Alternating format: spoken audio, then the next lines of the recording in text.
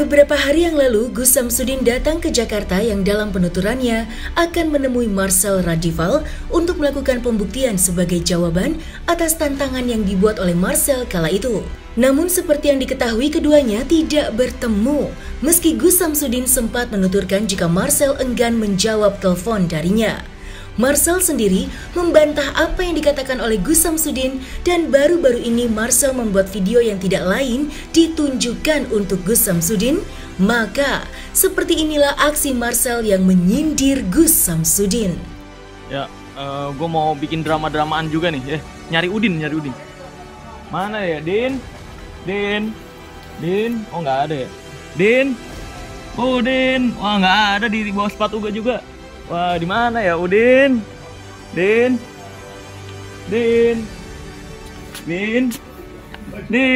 Wah, nggak ada dia. Wah, tidak ada Udin. Wah, di mana ya? Aduh, kita cari-cari lagi nih. Jangan-jangan di dalam sini nih, Udin.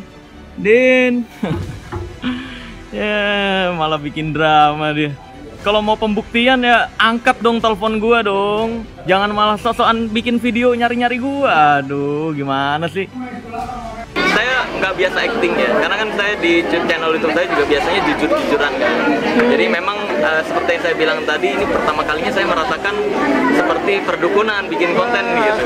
Biasanya kan acting kan, lompatan.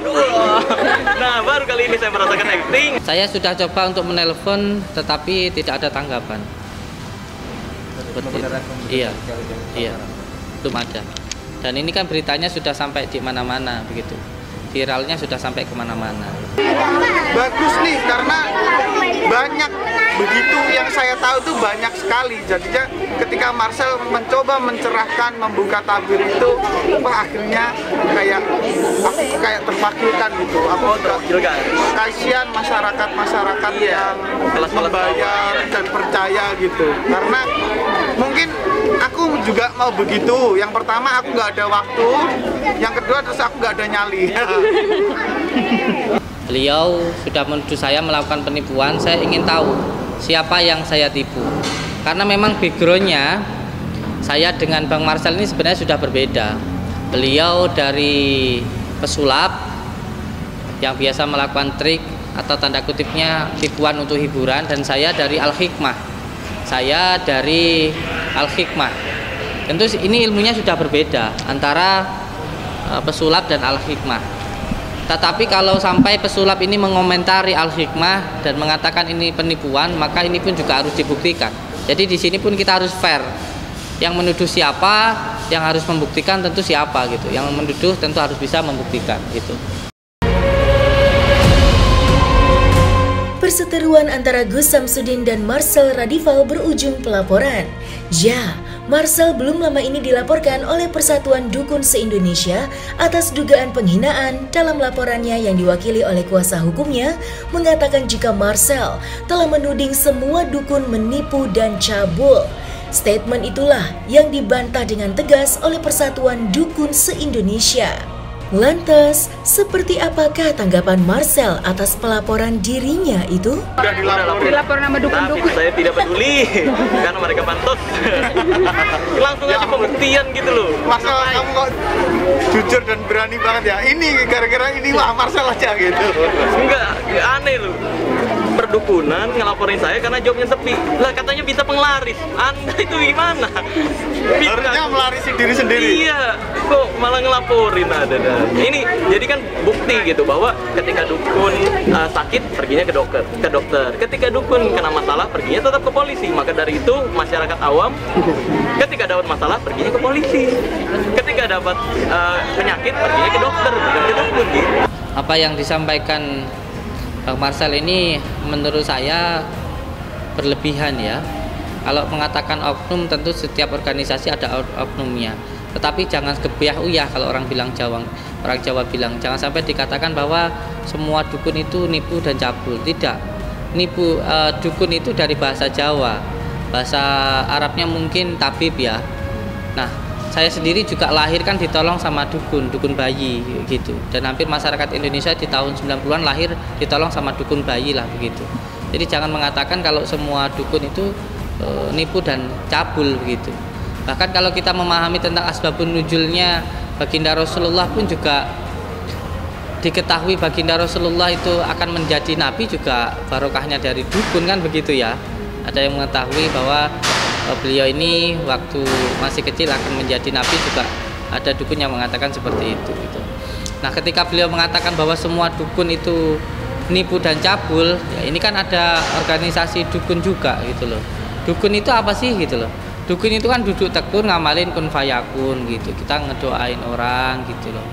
Dengan berbagai macam cara lah, ada yang menggunakan al-hikmah, ada yang menggunakan peruqyah dan lain sebagainya begitu.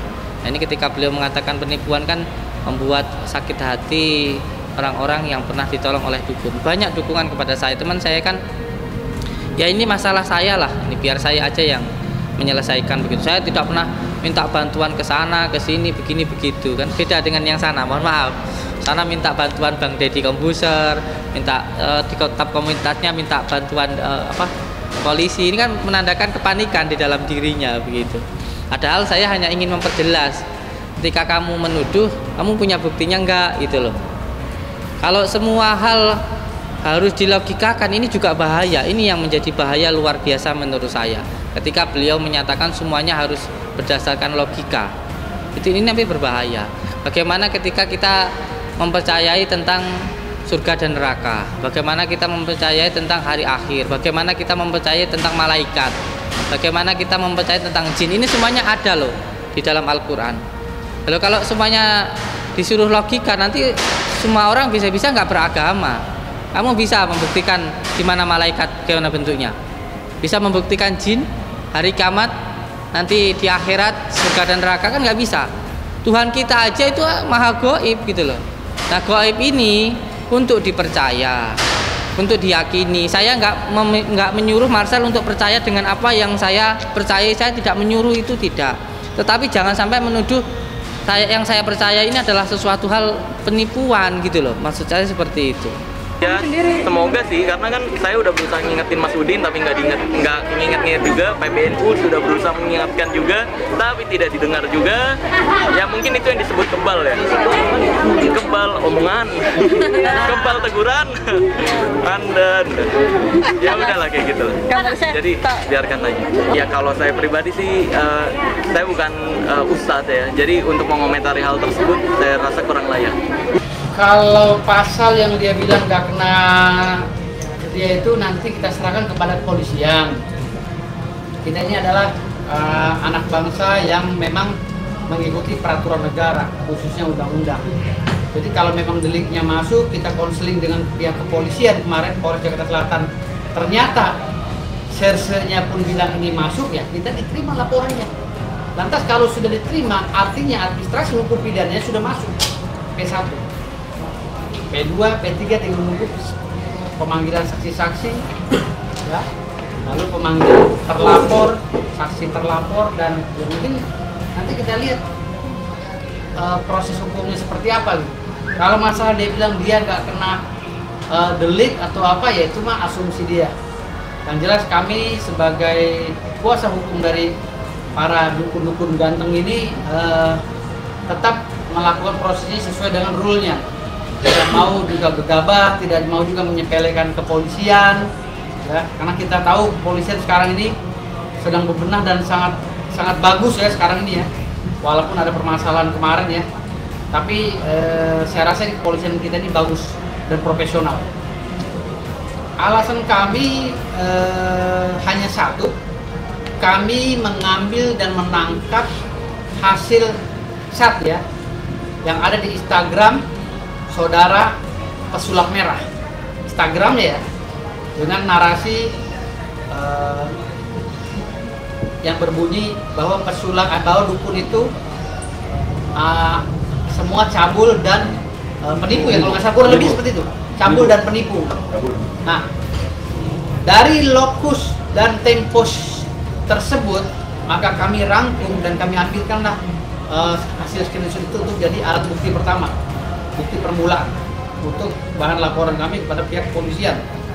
Setelah itu kami juga mengambil video-video di Instagram beliau, di YouTube beliau itu yang menyatakan berulang-ulang dengan niat ya, mens reanya ada niat jahat, berulang-ulang mengucapkan bahwa dukun itu cabul dan penipu.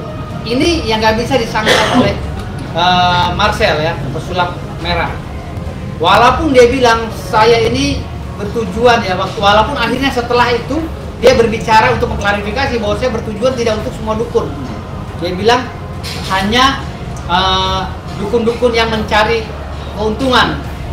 Jadi saya tidak permasalahkan bahasa dia berkelit dalam hal itu. Tapi yang saya permasalahkan adalah saat dia membuat itu temposnya sudah masuk dalam delik aduan absolut. Ya.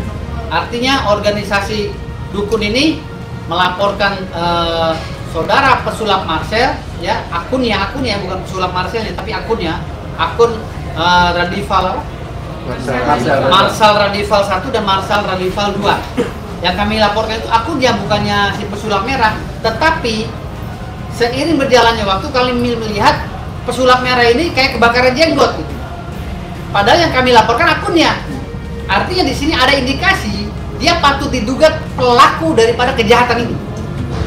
Pelaku daripada pelanggaran undang-undang ITE ya. Undang-undang ITE nomor pasal 28 ya, ayat 2 junto pasal 45A. Sebenarnya bukan Ustadz Dery Sulaiman aja, tapi masyarakat se-Indonesia. Saya merasa memang masyarakat Indonesia itu keluarga saya semua, makanya semua masyarakat Indonesia mensupport. Gitu. Karena bukan Ustadz Dery Sulaiman aja. Karena kalau misalkan Ustadz Dery Sulaiman aja yang mendukung saya justru malah bertanya-tanya, jangan-jangan saya yang salah. Tapi faktanya lebih banyak yang support saya.